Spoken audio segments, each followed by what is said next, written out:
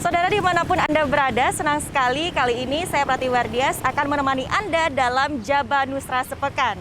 Dan untuk Jaba Nusra Sepekan kali ini, kami akan menghadirkan beragam informasi penting dan menarik lainnya seputar kuliner, pariwisata, hingga hal-hal menarik lainnya yang ada di Jawa, Bali, hingga Nusa Tenggara. Dan berikut Jaba Nusra Sepekan selengkapnya.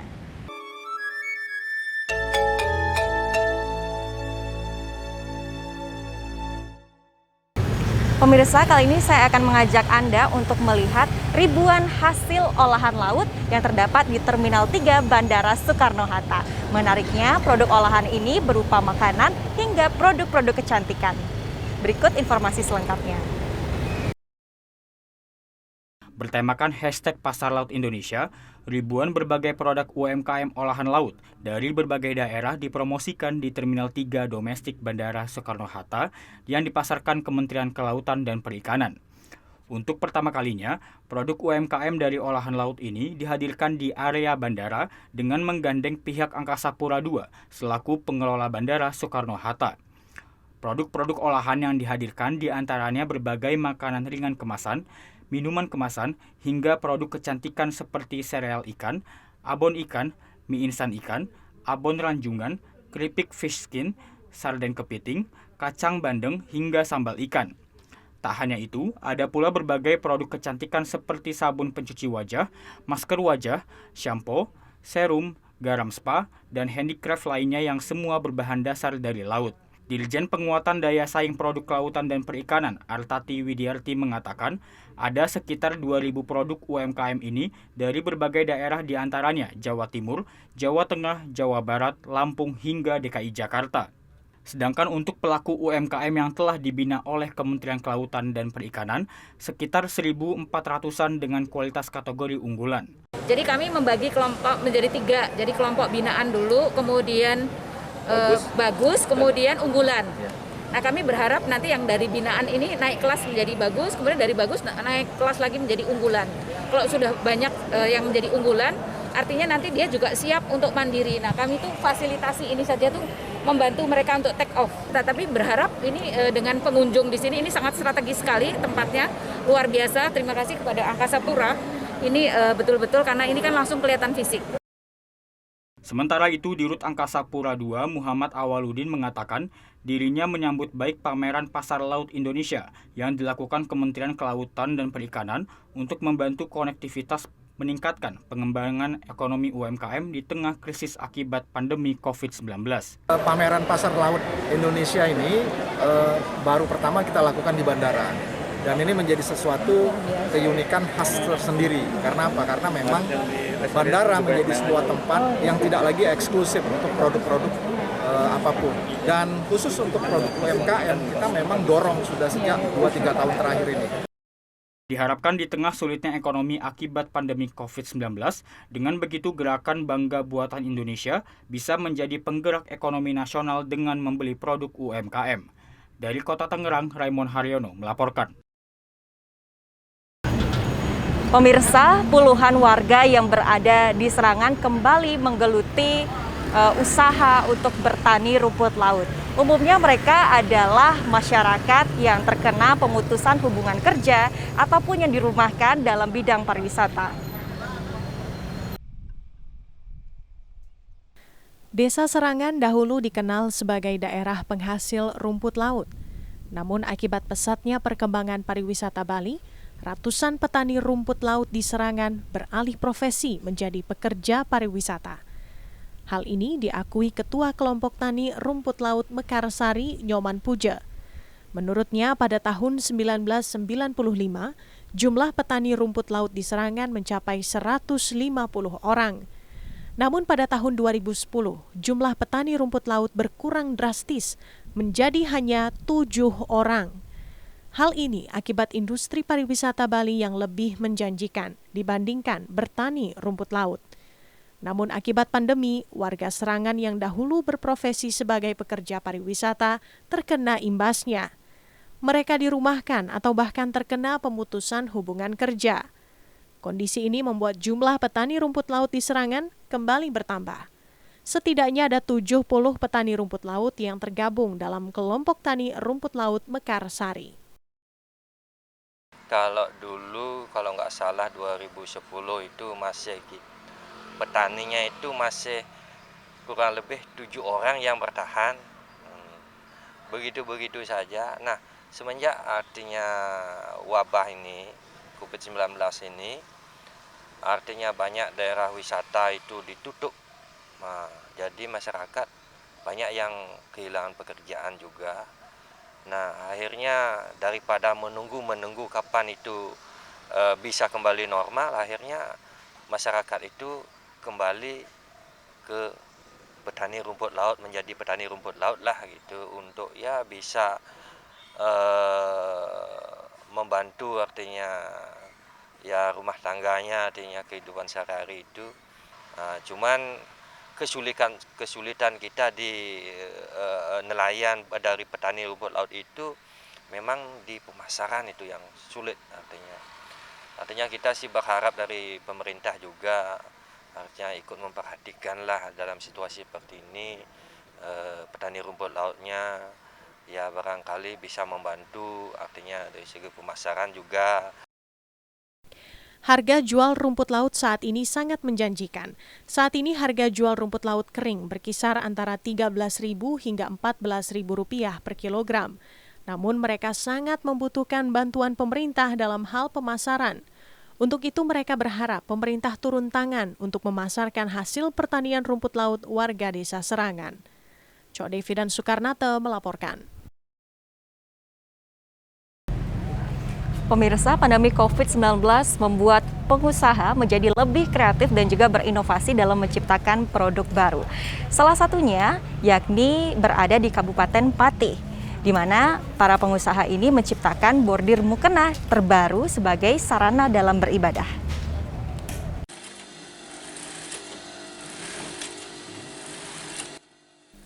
Standar protokol kesehatan kini menjadi pertimbangan konsumen dalam membeli produk. Hal itu ditangkap sebagai peluang usaha oleh seorang pengrajin mukena di Desa Bakaran Kulon, Kecamatan Juwana, Kabupaten Pati, Heni Retnowati. Heni menyadari semenjak pandemi COVID-19, kaum muslimah cenderung mencari mukena yang sesuai standar protokol kesehatan tetapi tetap praktis. Untuk menjawab keinginan pasar, Heni memproduksi mukena yang dilengkapi tas sehingga dapat dipakai di luar rumah. Uniknya, tas tersebut dapat sekaligus berfungsi sebagai sajadah, sehingga praktis dan tetap higienis digunakan di tempat ibadah umum. Untuk masa pandemi ini, kita banyak penjualan yang ini yang tipe untuk mukena khusus untuk traveling ya, karena kita dilengkapi dengan sajadah yang sekaligus bisa dipakai untuk tasnya gitu. Jadi ini kan kebutuhan yang urgen ya, kebutuhan yang harus diperhatikan seseorang kalau mau keluar kota, yang kita nggak bisa sembarangan kan pakai alat ibadah orang lain. Kan di saat pandemi gini, mau sholat di mana-mana, apalagi mukenanya untuk bawa mukena sendiri itu lebih bagus daripada mukena yang di musala-musala itu, karena terjamin keamanannya. Sudah ada sajadahnya, sudah ada tasnya, jadi komplit paketnya. Dengan mengandalkan media sosial sebagai sarana promosi dan penjualan, mukena bordir produksi Heni Retnowati kini merambah ke berbagai kota di Indonesia. Satu set mukena bordir dijual antara Rp200.000 hingga Rp400.000 tergantung model, ukuran, dan bahan kain. Suwandono, TVRI, Jawa Tengah. Saudara, sekarang kita akan menuju ke Lombok Barat, di mana tepatnya di Desa Batu Kumbung. Kali ini terdapat pembibitan berbagai macam tanaman buah yang kedepannya akan digunakan juga sebagai sentra budidaya rempah-rempah. Berikut informasi selengkapnya. Beragam jenis tanaman buah dilakukan pembibitannya, mulai dari markisa, durian, manggis, jeruk, lengkeng, mangga, hingga anggur Brazil.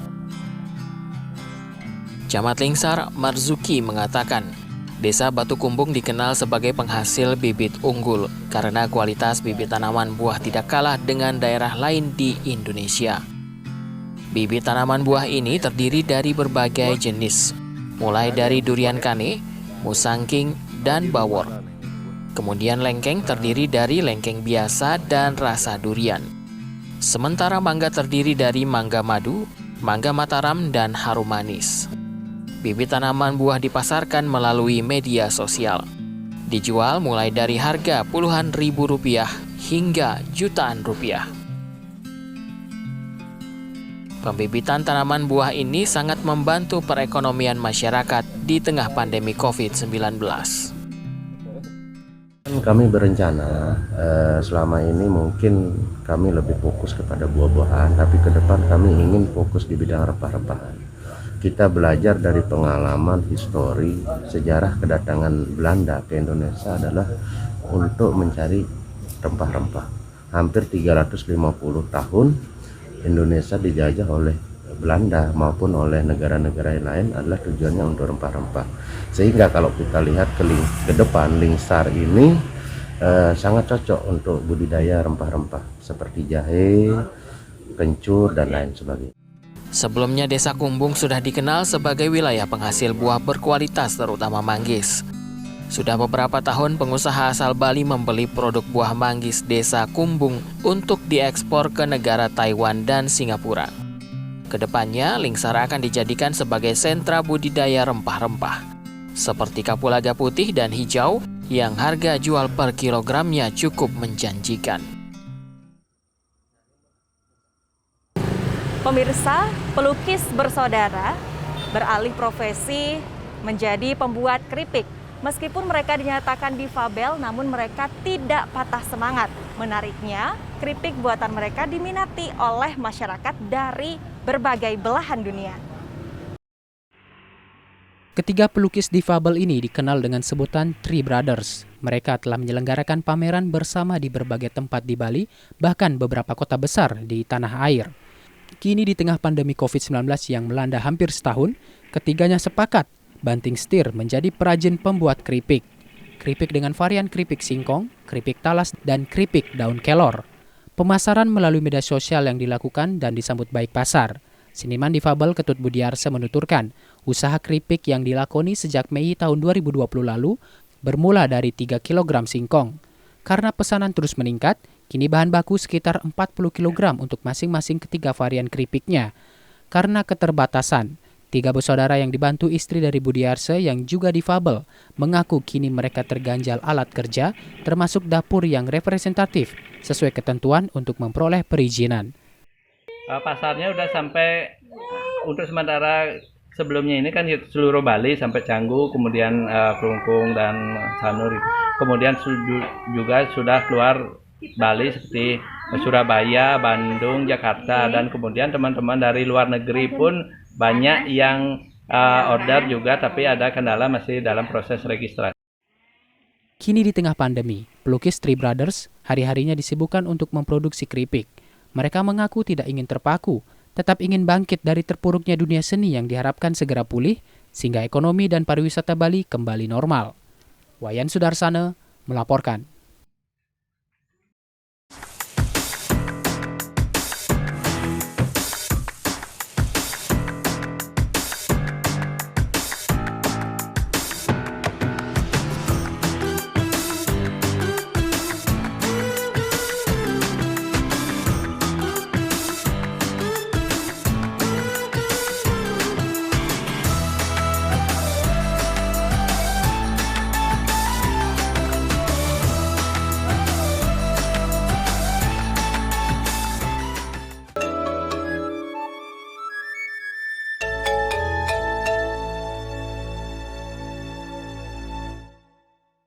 Pemirsa, TNI yang ada di perbatasan juga ikut dalam meningkatkan pengetahuan anak-anak di perbatasan. Wilayah Nusa Tenggara Timur merupakan salah satu wilayah perbatasan negara antara Indonesia dan Timor Leste. Wilayah perbatasan ini dibagi menjadi 2 sektor, yakni sektor barat dan sektor timur. Keamanannya dijaga oleh prajurit TNI Angkatan Darat. Saat ini ada 2 batalion yang bertugas menjaga wilayah perbatasan, yakni wilayah sektor barat dijaga oleh Batalion Armet 63 Kostrad dan sektor timur dijaga oleh Batalion Infanteri 742 Satya Wirayuda. Dalam menjalankan penugasan menjaga keamanan wilayah perbatasan darat antara negara Indonesia dan negara Demokratik Timor Leste, prajurit Satgas Pamtas tidak saja melaksanakan tugas pokok menjaga garis perbatasan, tetapi juga melaksanakan pembinaan teritorial dengan masyarakat yang tinggal di seputaran wilayah perbatasan.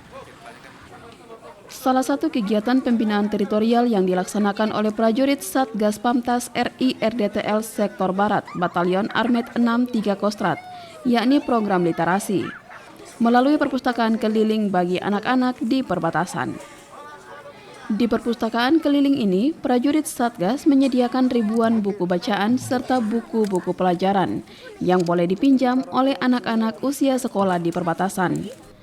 Selain menyediakan perpustakaan keliling yang menyasar ke sekolah-sekolah, prajurit Satgas Pamtas RI RDTL Sektor Barat Yon Armet 63 Kostrad juga seminggu sekali memberikan pelajaran wawasan kebangsaan bagi anak-anak di ruang kelas sekolah.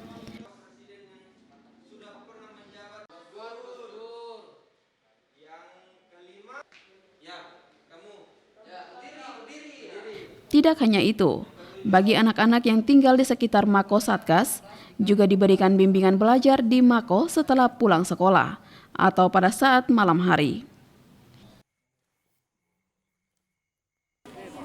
Komandan Satgas Pamtas RI RDTL Sektor Barat Yon Armet 63 Kostrad, Letkol Armet Andang Radianto mengatakan, perpustakaan keliling menyediakan sedikitnya 2.000 jenis buku, baik itu buku cerita, buku pelajaran, maupun buku terkait ilmu pengetahuan lainnya. Dengan adanya perpustakaan keliling ini diharapkan dapat menambah wawasan berpikir dan pengetahuan anak-anak di wilayah perbatasan, sehingga semakin meningkatkan kemampuan sumber daya manusia di perbatasan. Kami dibekali dan dari negara untuk memberikan sarana penggalangan. Kita membawa buku bacaan lebih sehari 2.500, kita membawa bekal kesehatan yang kita gunakan di sini melaksanakan program teritorial. Program yang kami laksanakan yang pertama program kesehatan keliling, kemudian kesehatan di setiap pos, kemudian kami juga melaksanakan kegiatan pendidikan di sekolah-sekolah terdekat di setiap pos. Kami melaksanakan kegiatan perpustakaan keliling. Prajurit Satgas Pamtas RI RDTL Sektor Barat juga rutin menanamkan wawasan kebangsaan bagi anak-anak perbatasan, sehingga rasa cinta terhadap tanah air dapat tertanam dalam diri mereka sejak dini. Pemirsa, warga binaan Lembaga Pemasyarakatan Perempuan kelas 2A di Tangerang melakukan kegiatan yang sangat menarik, yakni merajut dan juga menyulam tas. Diharapkan dari kegiatan ini bisa membawakan efek yang positif bagi masyarakat di sekitar lapas. Masyarakat sekitar lapas perempuan kelas 2A Tangerang, baik orang tua maupun milenial, antusias mengikuti pelatihan keterampilan yang diajarkan oleh narapidana atau warga binaan lapas perempuan Tangerang. Pelatihan merajut atau menganyam tas dari benang ini diharapkan bisa bermanfaat bagi masyarakat sekitar lapas perempuan yang terdampak COVID-19. Meski demikian, para peserta atau warga wajib menerapkan protokol kesehatan yang terus digencarkan pemerintah, seperti mencuci tangan, menjaga jarak, serta menggunakan masker. Hal tersebut dilakukan untuk mengantisipasi dan mencegah penyebaran virus COVID-19, khususnya di dalam lapas. Kalapas Perempuan kelas 2A Tangerang, Esti Wahyuningsih menjelaskan, kegiatan kreatif atau berbagi ilmu keterampilan produktif ini sengaja melibatkan masyarakat sekitar lapas yang terdampak pandemi COVID-19. Dengan mereka berlatih, barangkali ya, mudah-mudahan ke depannya mereka bisa membuat tas-tas ataupun apapun yang nantinya bisa berguna untuk mereka, bisa dijual ke masyarakat lagi atau apa, dan bisa mendapat penghasilan. Diharapkan kedepannya hasil pelatihan keterampilan anyaman pembuatan tas ini bisa bermanfaat bagi masyarakat sekitar lapas yang terdampak pandemi COVID-19. Dari Kota Tangerang, Raymond Haryono melaporkan.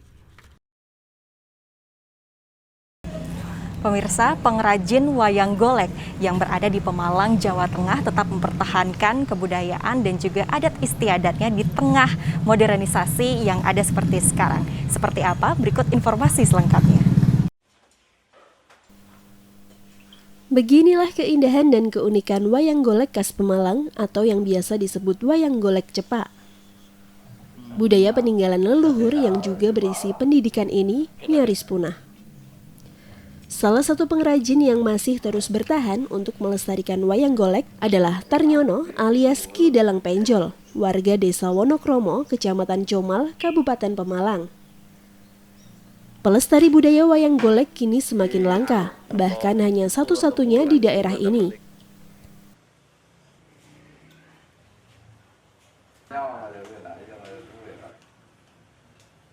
Sebagai bentuk kepeduliannya terhadap warisan budaya Pemalang, kakek usia 60 tahun ini terus membuat wayang golek. Keahliannya mengukir wayang golek cepak didapat secara turun-temurun dari keluarganya. Ki Dalang Penjol merupakan generasi kelima yang melestarikan wayang golek.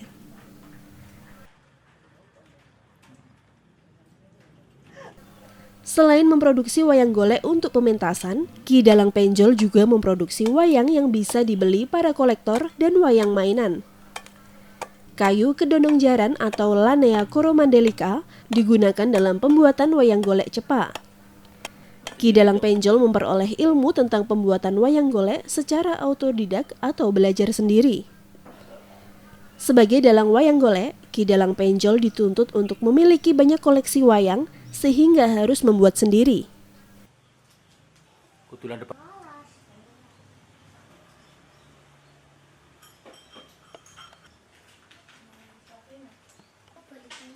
Perajin wayang golek ini sudah berapa tahun? Ini belum lama, mungkin sekitar 4 tahun. Ya, karena generasi penerusnya sudah tidak ada. Terus? Ya kita masih pingin budaya seperti ini masih bisa berjalan, masih lestari, sebab anak-anak sekarang itu sudah banyak yang tidak mengenal dengan budayanya sendiri.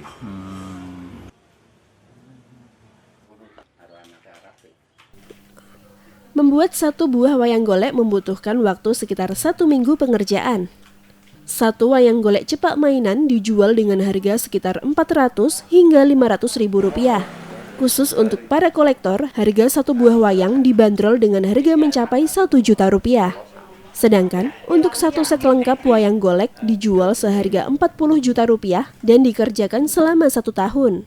Selama ini, beberapa kolektor yang memesan wayang golek berasal dari daerah sekitar Pemalang dan juga luar daerah seperti Jakarta dan Yogyakarta. Walau era modern dan digital sudah mulai mendominasi, Tarnyono bertekad mempertahankan budaya wayang golek supaya bisa tetap lestari. Muhtarom, TVRI Jawa Tengah. Pemirsa, setiap orang memiliki cara yang berbeda-beda dalam mengekspresikan seninya.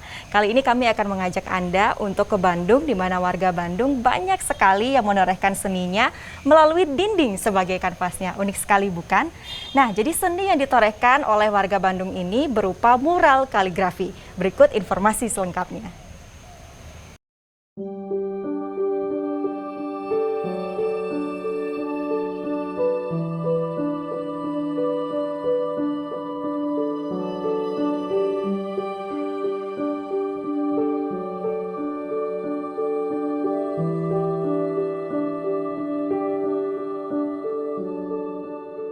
Pemandangan lumrah yang kita dapat di daerah padat penduduk adalah gang-gang sempit berkelok-kelok.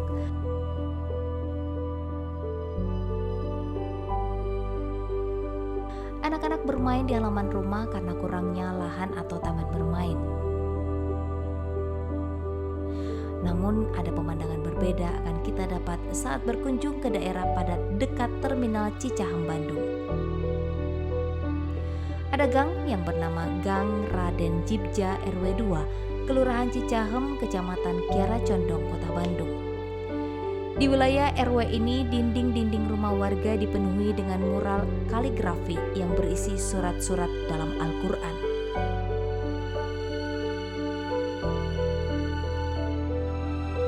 Kampung yang awalnya dikenal sebagai kampung keluarga berencana ini, warganya dengan sukarela dan swadaya menghias dinding rumah mereka yang tadinya hanya berisi grafiti atau tulisan yang tidak jelas. Dimotori oleh sang ketua RW, Acep Arman memotivasi para pemuda, karang taruna dan warga santri untuk merubah wajah wilayah mereka dengan goresan kaligrafi. Acep Arman bahkan awalnya mengeluarkan kocek sendiri untuk membeli cat aneka warna. Meski belum semua dinding rumah warga dilukis, namun karya kaligrafi ini mampu menarik perhatian warga Kota Bandung, khususnya untuk mengunjungi kampung unik ini. Salah satunya adalah Ustadz Suherman Ediansa bersama Ari Sang Putra. Pak Ustadz satu ini tertarik mengunjungi Gang Jibja dan melihat kaligrafi karya warga.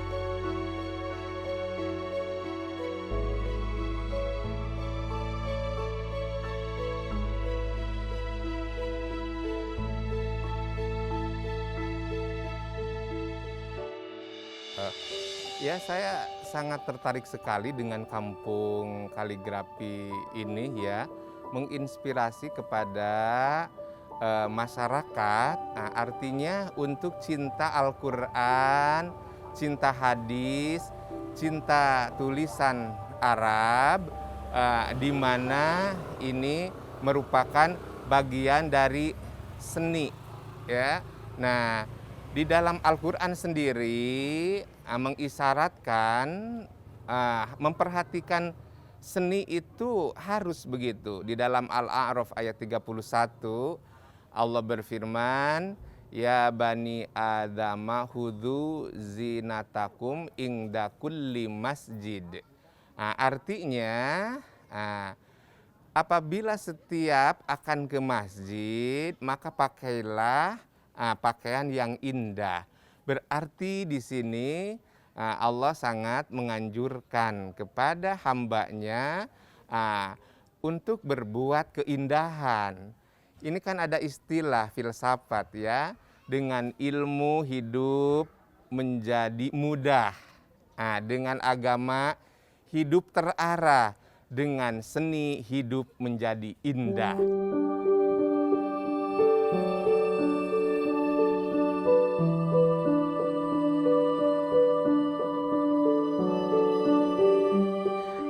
Ustadz Andang Jamaluddin yang dengan ikhlas mengajarkan kepada para pemuda dan karang taruna yang memiliki minat dan bakat dalam seni kaligrafi untuk belajar dan selanjutnya berpartisipasi menghias dinding-dinding rumah warga. Beberapa karya kaligrafi dalam bentuk lukisan yang sudah dibingkai dengan indah pun dibuat untuk dijual dan hasilnya akan dipakai untuk melukis dinding rumah warga. Saat ini sudah banyak orang mengetahui keberadaan kampung kaligrafi ini karena peranan media sosial dan juga media mainstream. Ketua RW dan sesepuh warga Atun Hadiatun yang juga berperan banyak dalam mewujudkan kampung ini menjadi kampung wisata religius, berharap kedepannya kampung ini semakin dikenal oleh masyarakat luas sebagai kampung wisata.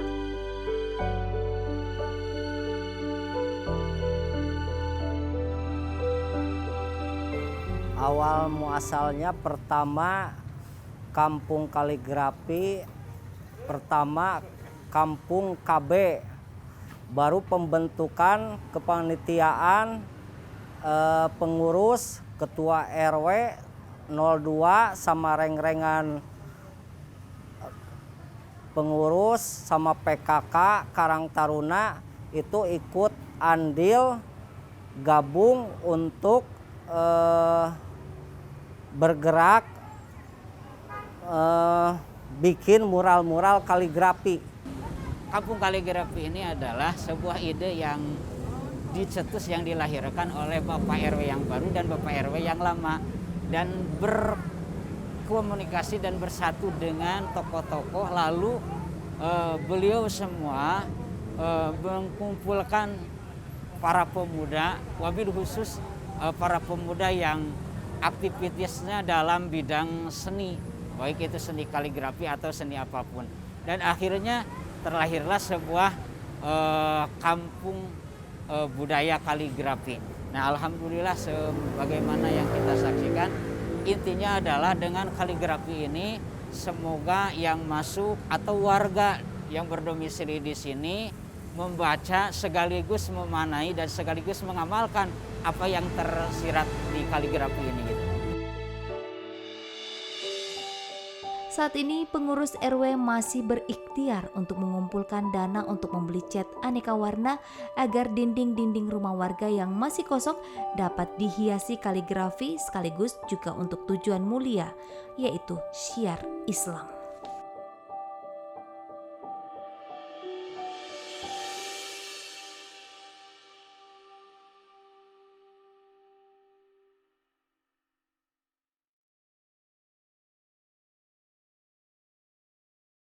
Saudara, adanya pandemi COVID-19 tentunya mempengaruhi dan juga membatasi setiap pergerakan masyarakat, tidak terkecuali dengan pelaksanaan Hari Raya Suci Waisak. Kali ini kita akan melihat bagaimana pelaksanaan Hari Raya Waisak di NTT dengan menerapkan protokol kesehatan COVID-19 dan juga dilaksanakan dengan khusyuk dan juga hikmat. Ibadah perayaan Waisak berlangsung khusyuk dan hikmat dipimpin Yang Mulia Biksu Saka Damotera, Dewan Pembina Umat Buddha di Nusa Tenggara Timur.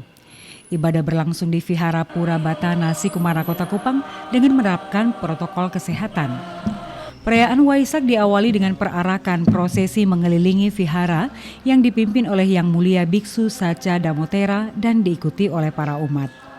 Ibadah diawali doa pembuka, meditasi, pembacaan dhamma desana, dan doa penutup.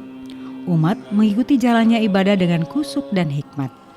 Perayaan Waisak tahun Buddhis 2565 yang jatuh pada tanggal 26 Mei 2021 tahun ini dengan tema Indonesia Bangkit, Indonesia Maju.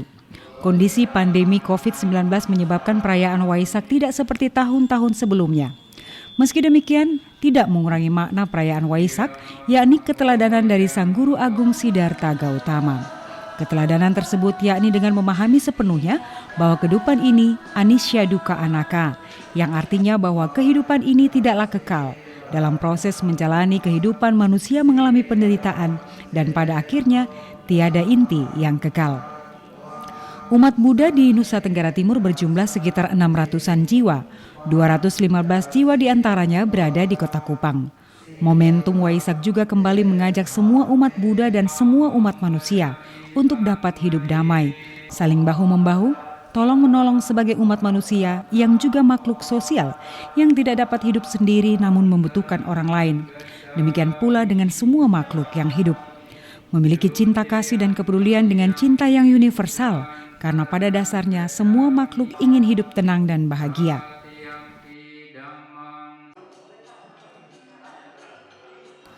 Vihara ini terletak di Kecamatan Maulava, salah satu dari 6 kecamatan yang ada di Kota Kupang. Kecamatan Maulava dapat dikatakan sebagai lambang toleransi yang ada di Indonesia. Di kecamatan ini terdapat 5 rumah ibadah, masing-masing Gereja Kristen Gemit Kaisarea, Gereja Katolik Santo Fransiskus Asisi BTN, Masjid Darussalam Sikumana, Pura Giri Kertabuana, dan Vihara Pura Batana. Kerukunan hidup antar umat beragama demikian harmonis karena kebinekaan ditempatkan sebagai sebuah kekayaan yang patut disyukuri, dirayakan, dan dipelihara bersama-sama. Sekian tahun lamanya Nusa Tenggara Timur mendapatkan penghargaan sebagai provinsi paling toleran di dunia.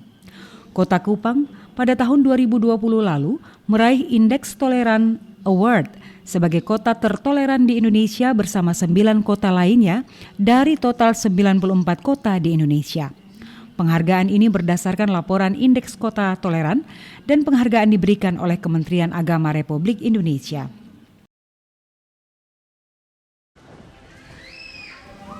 Tahun 2016 lalu, jika merujuk pada peraturan yang ada, maka umat Buddha belum dapat beribadah di tempat ibadahnya seperti saat ini karena harus memenuhi ketentuan jumlah penduduk tertentu. Namun pemerintah Kota Kupang melakukan terobosan dengan membuat peraturan wali kota untuk memfasilitasi umat Buddha dapat beribadah dengan baik. Pemerintah Kota Kupang juga menghibahkan tanah 942 meter persegi untuk pembangunan vihara bagi umat Buddha yang terletak di Kelurahan Sikumana, Kecamatan Maulava, Kota Kupang. Masyarakat di bumi Flobamora patut menjunjung tinggi sikap toleransi untuk tetap mempertahankan Nusa Tenggara Timur sebagai nusa terindah toleransi. Pemirsa, pandemi tidak membuat seseorang kehilangan inovasinya. Kali ini kita akan ke Bantul untuk melihat inovasi yang sangat unik, yakni seorang ibu rumah tangga yang membuka usaha kuliner. Seperti apa? Berikut informasinya sesaat lagi, tetaplah bersama kami dalam Jaba Nusra Sepekan.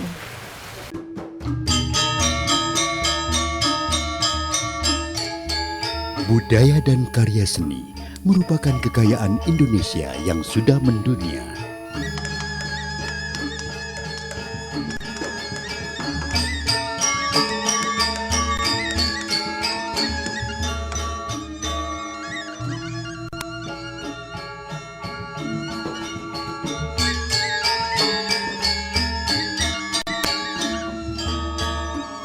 Mewariskan budaya dan karya seni pada generasi penerus merupakan usaha bijak untuk kelestariannya.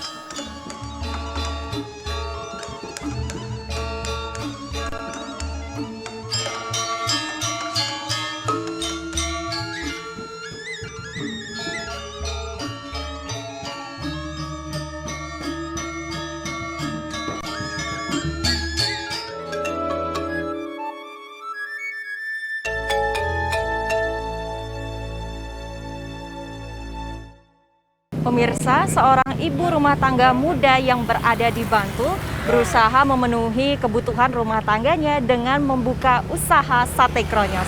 Seperti apa? Berikut informasi selengkapnya. Inilah gambaran ikhtiar yang dilakukan masyarakat di tingkat bawah dalam menyikapi masa pandemi. Di rumahnya di Dusun Pande 1, Wonokromo Pleret, Bantul, Daerah Istimewa Yogyakarta, seorang ibu rumah tangga merintis usaha jualan sate kronyos sejak awal pandemi untuk membantu menopang ekonomi rumah tangganya. Dengan modal percaya diri dan niat bersungguh-sungguh, ia bekerja keras menjalankan usahanya sedikit demi sedikit hingga bisa berkembang lebih baik. Setahun usahanya telah berjalan di masa pandemi hingga saat ini kini mulai ada kemajuan yang ditandai dengan meningkatnya permintaan konsumen. Tak hanya melayani konsumen lokal, bahkan kini ia sudah melayani penjualan secara daring. Awalnya ia hanya coba-coba berjualan sate kronyos, namun ternyata banyak penggemarnya karena harga lebih terjangkau dibanding sate kambing. Sate kronyos dibuat menggunakan bahan sandung lamur kambing yang disajikan dengan lontong sayur. Saran saya sih, walaupun di masa seperti ini, itu tetap semangat aja karena apapun usahanya pasti kita pokoknya niat harus niat, terus bekerja keras, pokoknya semangat, laku gak laku harus tetap dijalanin. Indah Suryawati berharap usahanya berkembang sehingga bisa membangun dan memiliki warung makan sendiri. Demikian Margularas melaporkan dari Bantul. Ya pemirsa, salah satu ikon yang paling menarik dari pariwisata yang ada di Provinsi Bali yakni di Ubud Monkey Forest.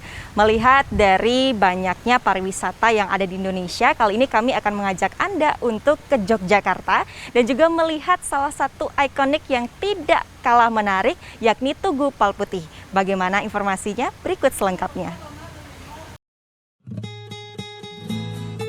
Sebagai ikon kota Yogyakarta, Tugu Palputih masih menjadi magnet bagi wisatawan domestik meski terdapat pembatas di sekitarnya sehingga pengunjung tidak dapat mendekat.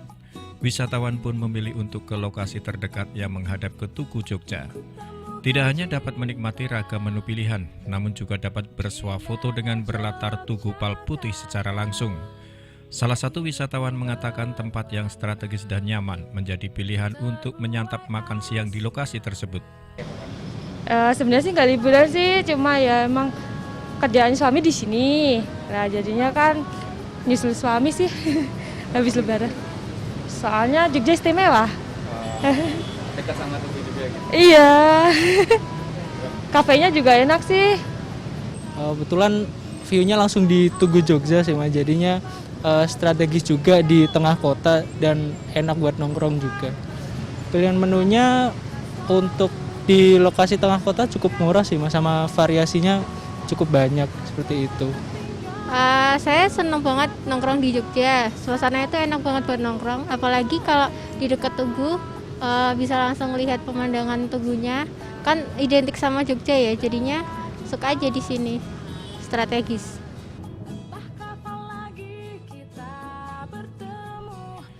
Meski berwisata, namun para wisatawan ini menerapkan protokol kesehatan, mulai mencuci tangan dengan sabun dan air mengalir, memakai masker hingga menutup hidung, mulut, dan dagu, mengukur suhu tubuh, serta menjaga jarak agar terhindar penularan COVID-19 dan kenyamanan saat berwisata. Demikian Muhammad Hafid dan Doni Rahmat melaporkan. Saudara, kali ini saya akan mengajak Anda untuk berkunjung ke daerah Buleleng, Gatep Lawas. Di Gatep Lawas ini Anda bisa disajikan dengan pemandangan yang sangat indah, mulai dari persawahan hingga hutan-hutan yang sangat hijau. Berikut informasi selengkapnya. Untuk menuju lokasi wisata air Gatep Lawas harus menyusuri jalan setapak terlebih dahulu dengan pemandangan alam di sekitarnya. Wisata air bisa menjadi pilihan wisata sambil menunggu untuk berbuka puasa. Wisata Gatep Lawas yang berada di Dusun Pebantenan, Desa Ambengan, Kecamatan Sukesada, Buleleng, juga menjadi pilihan bagi sejumlah pengunjung baik untuk berwisata ataupun hanya untuk sekedar menunggu waktu buka puasa. Pemandian air alami memanfaatkan saluran irigasi yang bersumber dari mata air di tengah hutan Desa Ambengan. Suasana yang sejuk dan segarnya air pegunungan membuat pengunjung nyaman berlama-lama di tempat ini. Sambil berendam, pengunjung bisa menikmati hamparan persawahan di sekitar permandian. Tempatnya sih cukup jauh dari kota, cuman setelah nyampe di sini itu ya terbayarkan, pemandangannya juga bagus, ya setimpal lah ya. Wahana permainan air atau water tubing disediakan oleh pengelola dengan menyusuri saluran irigasi air sepanjang 650 meter. Saat bermain water tubing, pengunjung wajib menggunakan alat pengaman, seperti helm, pelampung, pelindung tangan, dan kaki. Bukannya suram sekali ya, cuma biasa-biasa saja. Bila mana perlu lebih suram lagi, gitu. Biar enak main tubingnya gitu. Tempat wisata ini merupakan bagian dari pengelolaan oleh kelompok usaha perhutanan sosial. Kelompok usaha perhutanan sosial Desa Ambengan diwajibkan untuk memelihara kelestarian hutan dan memanfaatkan hasil hutan untuk menunjang perekonomian anggota kelompok. Salah satu yang dibuat adalah objek wisata air Gatep Lawas. Karena di Gatep Lawas ini kita mengembangkan dua sebenarnya dulu, yaitu tempat selfie sama mandi di sini. Terus yang kedua itu untuk atraksi tubing. Jika hanya ingin mandi dan berendam, pengunjung cukup membayar tiket masuk Rp10.000 untuk dewasa dan Rp5.000 untuk anak-anak. Sedangkan untuk menikmati water tubing, membayar tiket Rp20.000 per orang. Putu Nova Putra melaporkan. Pemirsa, salah satu tempat wisata yang berada di Tanjung Bias, Kabupaten Lombok Barat menawarkan wisata berkuda. Di sini Anda bisa berkuda sembari menikmati pemandangan alam yang sangat indah. Berikut informasi selengkapnya. Selain menawarkan berbagai kuliner khas Lombok dan panorama pantai, wisata halal berbasis desa ini juga menyediakan wisata berkuda. Meski belum begitu populer, namun wisata berkuda di sepanjang bibir pantai Tanjung Bias kini mulai diminati wisatawan lokal, mulai dari anak-anak hingga orang dewasa. Bagi wisatawan yang ingin menunggangi kuda lokal tersebut dikenakan tarif Rp30.000 dengan rute sepanjang bibir pantai Tanjung Bias. Jasa wisata berkuda ini mulai dibuka pada sore hari. Pemilik kuda, Rizky, meminta wisatawan untuk tidak khawatir karena pengunjung yang belum mahir menunggang kuda akan dipandu dan kuda sudah dilengkapi dengan pelana, sehingga aman dan nyaman untuk menikmati keindahan pantai di sore hari. Kayaknya dulu kita balap-balap di sini kan, terus balap. Akhirnya kan ada orang dulu naik satu-satu, nah dia kirim foto-fotonya Jadinya kan dulu pas pertama buka lapaknya cuma dua di sini. Sebelum buka semua kita udah standby di sini. Sementara itu, seorang wisatawan, Maksudin, mengaku sangat puas berwisata di Pantai Tanjung Bias. Pantai ini memiliki beberapa fasilitas seperti kafe, rumah makan, toilet, dan musola. Panorama pantai, Gunung Agung Bali, dan matahari terbenam menjadi daya tarik tersendiri untuk melepas penat.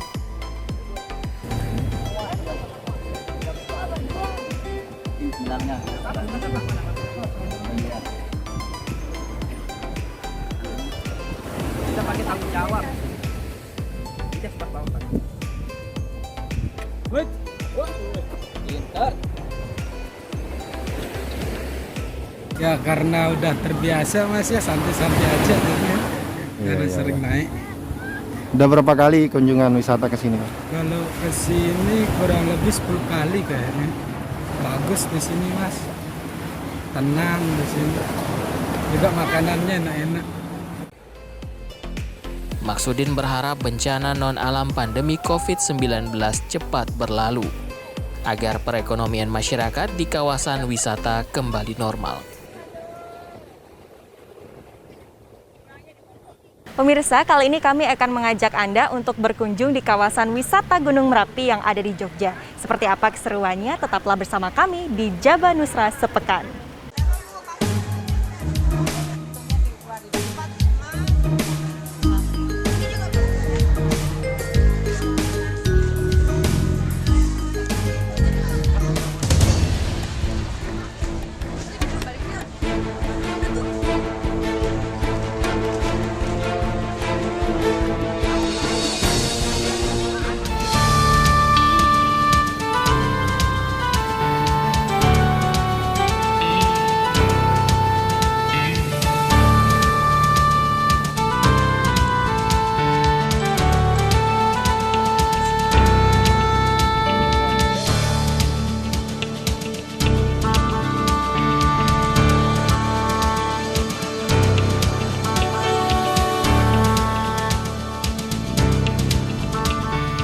Masih adakah kejujuran di hati kita?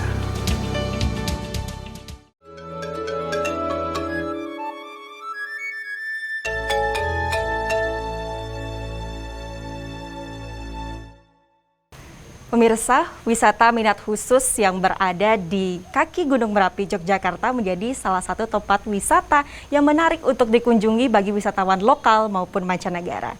Berikut informasi selengkapnya. Destinasi yang mengolaborasikan kuliner, galeri seni, penginapan, hingga ruang kegiatan budaya kini sedang diminati wisatawan. Salah satunya di dekat mata air Kali Boyong, di Karangkletak, Hargobinangun, Pakem, Sleman, daerah istimewa Yogyakarta.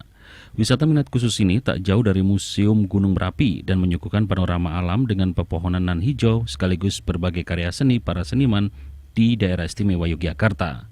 Lahan di Karangkletak, Hargobinangun, Pakem ini dikonsep dengan penataan artistik yang selaras dengan kearifan lokal. Sebagian besar pengunjung di tempat ini merupakan wisatawan lokal maupun keluarga dan milenial yang memiliki minat khusus berwisata alam sekaligus menikmati seni budaya dan beragam karya. Karya seni itu ditampilkan secara outdoor maupun indoor dan memberikan kesan mendalam bagi setiap pengunjung. Jadi di tempat ini teman-teman bisa menikmati karya seni yang ada di tempat ini juga tentang budaya. Jadi banyak karya-karya seni yang bisa dinikmati oleh teman-teman yang datang ke sini. Keragaman seni budaya yang ditampilkan di wisata minat khusus ini menjadi destinasi yang menggugah imajinasi setiap wisatawan untuk terus menghargai Indonesia yang kaya keragaman budaya. Di sini sungguh luar biasa ya Mas. Terdapat banyak lukisan dan patung-patung, juga seni budaya, karena memang di sini rumah budaya. Kawasan wisata minat khusus ini juga memiliki ruang kegiatan budaya yang mewadahi para seniman dan milenial yang ingin menggelar pertunjukan. Pengelola juga menerapkan protokol kesehatan COVID-19. Demikian Agung Nugroho dan Arif Heriawan melaporkan. Pemirsa, masih seputar pariwisata yang berada di Provinsi Bali. Kali ini saya akan mengajak Anda untuk berkunjung di Desa Suat yang berada di Gianyar. Desa Suat di Gianyar ini menyajikan pariwisata spiritual yang tentunya akan asik untuk Anda kunjungi yang bernama Siwo Melahangge. Berikut informasi selengkapnya. Desa Suat kini tengah menata diri untuk menjadi desa wisata air pada tahun 2024 mendatang. Selain mengembangkan air terjun Suat, desa ini juga mengembangkan wisata spiritual berupa tempat pengelukatan. Pendesa adat Suat, Ngakan Putu Sudibyo mengatakan, tempat pengelukatan yang diberi nama pengelukatan Siwo Melahangge ini sering dijadikan tempat untuk menyucikan diri atau menenangkan pikiran oleh warga. Tempat pengelukatan ini dipercaya sebagai pusat pemujaan Dewa Siwa. Untuk itu, desa adat Suat membangun patung Siwa setinggi 9 meter. Patung ini dikatakan sebagai patung Dewa Siwa duduk tertinggi di Bali. Kita sekarang sedang mengembangkan pengelukatan Siwo Melahangge. Kenapa Siwo Melahangge dijadikan nama dari pengelukatan ini? Karena memang terkait dengan pemujaan kita kepada Dewa Siwa. Karena tempat ini merupakan banyak orang spiritual yang mengatakan bahwa disinilah banyak pusat dari pemujaan terhadap Siwa. Jadi banyak orang spiritualis ini yang sudah mendapatkan kayak orang Bali namanya pico yang berhubungan dengan senjata Dewa Siwa. Oleh karena itu kami mengembangkan tempat pengelukatan ini untuk dijadikan salah satu alternatif wisata spiritual di Bali. Meski belum dibuka untuk umum, sejumlah pemandak dari berbagai daerah di Bali datang ke pengelukatan Siwo Melahangge ini, seperti Made Sudiarte, pemandak asal Buleleng yang juga anggota DPRD Kabupaten Buleleng. Menurutnya, tempat pengelukatan ini memiliki aura positif dan sangat cocok menjadi tempat wisata spiritual.